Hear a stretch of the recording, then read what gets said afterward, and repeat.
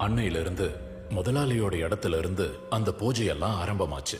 அப்புறம் ஏப்பா அவங்க அந்த இடத்த திருப்பி கேக்குறாங்க? என்ன இருந்தாலும் அவர் நலம் தானே. திருப்பி கேட்கறதுல தப்பு இல்லையே. நாம இருக்கிறது தெய்வத்துக்கு சேவை செய்ய தானே. நம்ம தெய்வத்தை விட்டுட்டு நம்ம எங்க போவோம்? மனுஷங்க பண்ற தப்பு என்ன தெரியுமா? இது என்னோடது அது என்னோடதுன்னு சொந்தம் கொண்டாடுறது. ஆனா அது எங்கிருந்து வருது எங்க போகுதுன்னு தெரியாது. அதை தெரிஞ்சுக்கிட்டாலே நிம்மதி தானா வந்துடும்.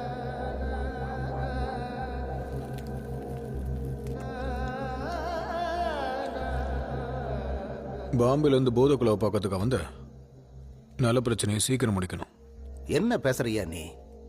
நம்ம முன்னோர்கள் தெய்வத்துக்காக ஊர் மக்களுக்கு கொடுத்த இடம் இது. அதனாலதான் இன்னைக்கு வரைக்கும் நம்ம குடும்பம் நிம்மதியா இருக்கு. போது நிறுத்துங்க. அது என்னமா கொடுத்தது தானே. அதோட மதிப்பு இப்ப என்னன்னு உங்களுக்கு தெரியுமா? அது திரும்ப கிடைச்சா இதை விட சந்தோஷமா நம்மளால வாழ முடியும். அப்படியெல்லாம் பேசாதப்பா. கொடுத்த இடத்த திருப்பி கேட்டா தெய்வத்துக்கு கொடுத்த வாக்க மீறின மாதிரி. ஐயோ, கொஞ்சம் உங்க தெய்வ புராணத்தை நிறுத்துறீங்களா? எப்ப பார்த்தாலும் தெய்வம் தெய்வன்.